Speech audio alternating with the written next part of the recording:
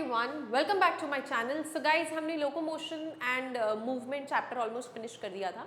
Today I will be presenting PYQ1 for this chapter locomotion and movement. ठीक है जी, discuss करते हैं कुछ PYQs जो हमारे नीट में दिखाई देते हैं, जो हम पार्ट्स पहले भी कर रहे थे और हम अब इस चैप्टर के लिए मिक्स प्रैक्टिस करेंगे। चाहे तो वो नीट PYQs हो, चाहे वो अपने असर्शन रीजन क्वेश्चंस हो, चाहे वो केस स्टडी हो सब्जेक्टिव एग्जाम की। We will cover everything in short videos. तो चलिए आइए स्टार्ट करते हैं with the first part which explains about the first MCQ जो हमारा देखा गया था नीट के पेपर 2023 में।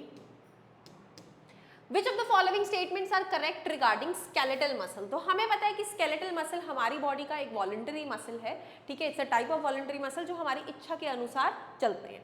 Muscle bundles are held together by collagenous connective tissue layer called fascicle। हमने ये स्टडी किया था कि जो मसल है उसके अंदर खूब सारे मसल सेल्स होते हैं which are packed together forming muscle tissues। और जब ये मसल टिश्यूज तब साथ आते हैं, ये बंडल्स बनाते हैं जिनको इकट्ठे फेसिकल के नाम से जाना जाता है। Is it right? हमने एक चीज समझी थी कि जितने सेल्स हैं वो कलेक्टिवली इकट्ठे होके आगे आते हैं, वो हमारा मसल बंडल बनाते हैं। ठीक है जी, तो उसको हम मसल बंडल के नाम से जानते हैं। Then sarcoplasmic reticulum of muscle fibre is a store house of calcium ion. ये बिल्कुल सही है, क्योंकि जो हमारे मसल सेल्स का, for example this is our muscle cell, तो मसल सेल्स का जो हमारा स्पेशल एंडोप्लाज्मिक रेटिकुलम देखा गया है उस सार्कोप्लाज्मिक, उसे हम सार्कोप्लाज्मिक रेटिकुलम के नाम से जानते हैं। पहली बात तो we call it as SR, sarcoplasmic reticulum, और इसके अंदर अबंडेंट ऑफ कैल्शियम आयंस दिखाई देती हैं। तो बी पार्ट हमारा करेक्ट है। सी कहता है striated appearance of skeletal muscle fiber is due to distribution pattern of actin and myosin proteins। देखिए striated appearance तो skeletal muscles की होती है, तभी हम उसे एक नाम striated muscles भी देते हैं। एंड डेफिनेटली वो इसलिए होती है क्योंकि एक तरफ लाइट बैंड फिर डार्क बैंड, ठीक है, फिर लाइट बैंड फिर डार्क बैंड फिर लाइट बैंड, इस तरीके से देखा जाता है। सो striated appearance देखी जाती है एक्टिन और मायोसिन प्रोटीन्स की। M line is considered as the functional unit? No. दो Z lines के बीच का जो डिस्टेंस है उसे फंक्शनल कहते हैं, that is sarcomere। ठीक है जी, so this is wrong, this is wrong. So which of the following statements are correct? B and C. तो option A will be the correct answer. Correct? आइए आगे चलते हैं। मसल कॉन्ट्रैक्शन के दौरान कौन कौन से इवेंट्स देखे जाते हैं? ये नीट 2021 में पूछा गया क्वेश्चन है, सब NCERT की लाइंस है। H zone disappears. क्या जो हमारा H जोन है जो मसल कॉन्ट्रैक्शन के दौरान देखा जाता है, क्या वो डिसअपेयर होता है? Yes, it contracts. A band widens, A band वैसे का वैसा ही रहता है, तो ये वाला हम नहीं देख पाते हैं। वेयरएज I बैंड अपने आप को विड्थ में रिड्यूस करता है। यस, मायोसिन ATP हाइड्रोलाइज करता है, तभी वो एक्टिन मायोसिन से जुड़ पाता है। ठीक है जी। Z lines attached to actin and are pulled inwards, yes, that is why sarcomere shortens। तो सारे ऑप्शन ठीक है, सिर्फ सेकंड ऑप्शन हमारा ठीक नहीं है। सो अगर हम इसे देखें तो यही हमारा करेक्ट ऑप्शन बनेगा, क्योंकि बाकी सब में सेकंड है और वो है भी 1, 3, 4 एंड 5। So absolutely correct. आगे चलते हैं। Calcium is important in skeletal muscle contraction, why? तो नीट 2018 में पूछा गया है ये क्वेश्चन कि कैल्शियम क्यों इंपॉर्टेंट है, क्योंकि कैल्शियम के रिलीज होते ही जो हमारे एक्टिन फिलामेंट है उसमें से ट्रोपोनिन डीमास्क हो जाता है उसकी बाइंडिंग साइट पे। सो अगर हम देखें तो it binds to troponin to remove the masking of active site on actin, ताकि वो जाके मायोसिन से बाइंड कर सके। जिन भी बच्चों को डिफिकल्टी आ रही है कॉन्सेप्ट समझने में, उन्हें लग रहा है कि it's not being explained, please go and refer to the videos. मैंने डबल बारी समझाई हुई है ये सब चीजें। सो इसीलिए now I am just making you practice the type of questions. Lack of relaxation between successive stimuli in sustained muscle contraction is known as what?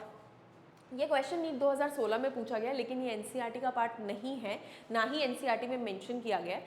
लेकिन डिसऑर्डर्स में टेक्नी नाम का एक डिसऑर्डर दिया गया है, जहाँ पे इस चीज़ के बारे में बताया गया है कि रिलैक्सेशन की कमी होने के कारण मसल एक टेटनाइज स्टेज में चला जाता है। So this will be the correct answer. ठीक है जी।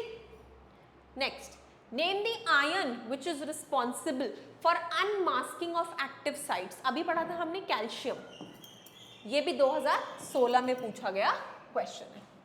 देन स्मूथ मसल्स कैसे होते हैं? स्मूथ मसल्स इनवॉलंटरी है, यस, सो ये या ये ऑप्शन हो सकता है। नॉन स्ट्राइटेड है, सो ए इज द करेक्ट आंसर, क्योंकि स्ट्राइटेड हमें स्केलेटल मसल्स को बोलते हैं।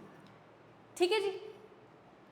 स्टिम्युलेशन ऑफ मसल फाइबर का स्टिम्युलेशन मोटर न्यूरॉन के दौरान जो होता है वो कहाँ पर होता है? It occurs at the neuromuscular junction. वही एक जंक्शन है जहाँ पे नर्व आती है और यहाँ पे हमारा मसल उसके साथ कांटेक्ट में आता है। तो बीच में ये जो जंक्शन है इसे एनएमजे के नाम से जाने जाते हैं, जहाँ पे न्यूरॉन का सिग्नल आके मसल को एक्टिवेशन मिलती है और कैल्शियम आयंस का रिलीज होता है। एच जोन जो स्केलेटल मसल फाइबर में है उसका क्या होता है? तो H zone is due to, किस वजह से एच जोन क्रिएट करा जाता है? तो अगर हम देखें तो जो गैप होता है एक्टिन और मायोसिन फिलामेंट्स के बीच में, ठीक है, उसको बेसिकली हम एच जोन के नाम से जानते हैं। सो अगर हम इस ऑप्शंस में देखें तो the central gap between myosin in the between myosin and actin both, जो एक्सटेंशंस होती हैं, ठीक है, जो ए बैंड का ओवरलैपिंग थोड़ा मायोसिन पे हो रहा होता है, तो वो एक्सटेंशंस को हम एच जोन के नाम से फिगर आउट करते हैं।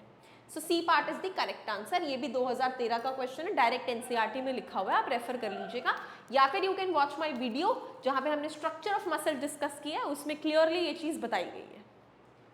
Which one of the following is correct pairing of a body part and the kind of muscle tissue that moves it? Heart wall, involuntary, unstriated.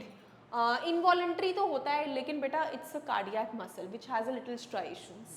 Biceps of upper arm smooth नहीं होता, वो skeletal है, हम हिला सकते हैं। Abdominal wall smooth muscle, abdominal wall में दोनों तरह के muscles present होते हैं। Iris involuntary smooth muscle, ये बिल्कुल ठीक है क्योंकि iris में हमारा कोई control नहीं होता।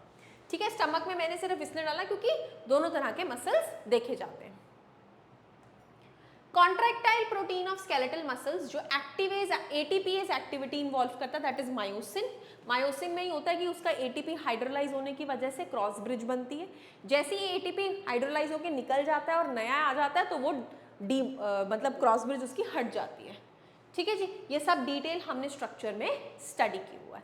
So that's all about the first 10 MCQs जो नीट पिछले PYQs में पूछे गए हैं। I hope you understood all, और कोई कंफ्यूजन होगी तो just pass me in the comment box. ठीक है जी, थैंक यू सो मच।